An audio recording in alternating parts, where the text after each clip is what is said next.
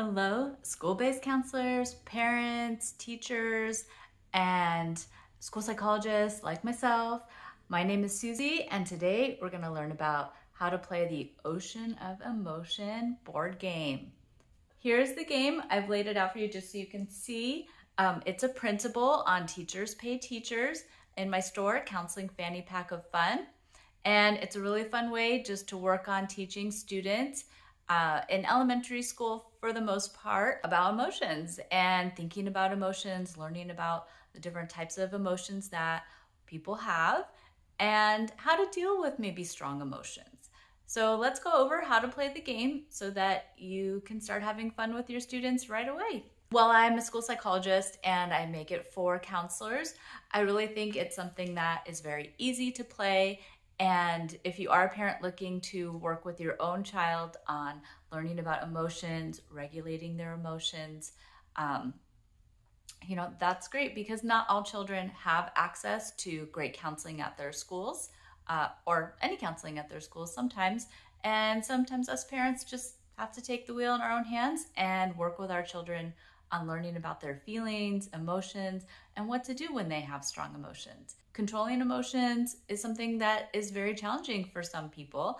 And the more that children can learn about emotions and practice, how to recognize their own emotions and then use a strategy to calm themselves or feel better when they're experiencing a negative emotion, the better they'll be and the happier they'll feel throughout their day. Okay, so let's go over how to play the game. Let me show you the game board.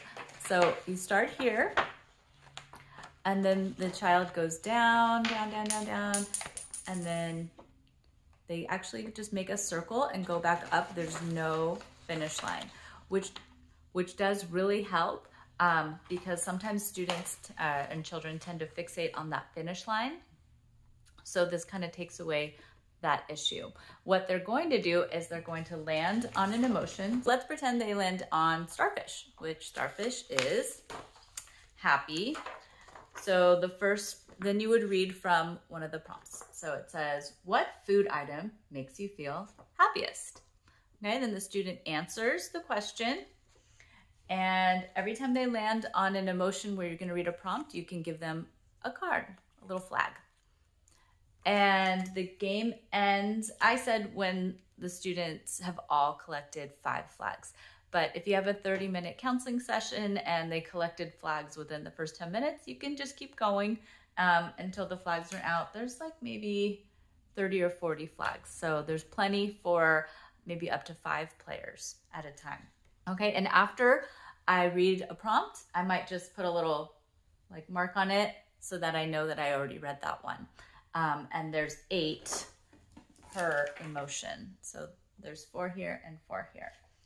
Let me just give you some other examples. So if the student lands on calm, on the calm fish, it says, share a calm place that you can imagine if you close your eyes.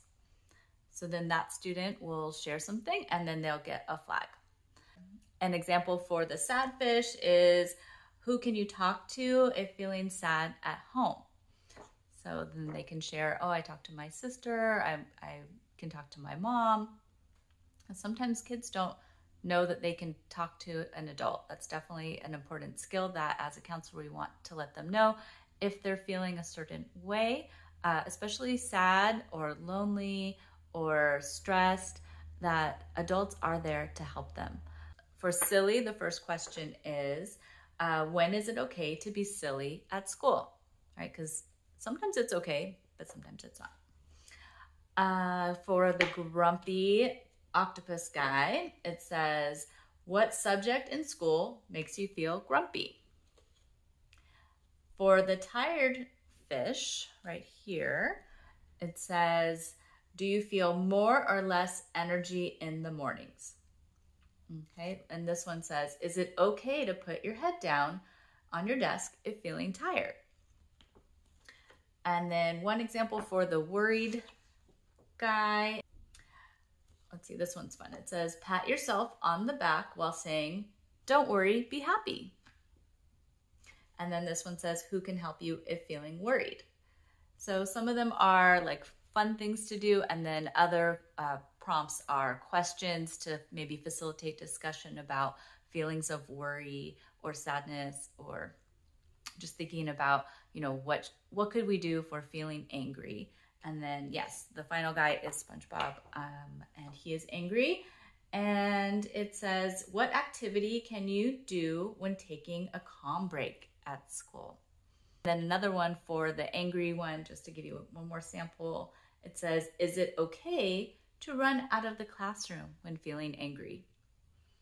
If you're a school psychologist or a counselor, you might have experience with that situation, and having a game that helps facilitate discussion about maybe that's not the best reaction to run out of the classroom or even leave campus sometimes is kind of a good, you know, starting point for that discussion.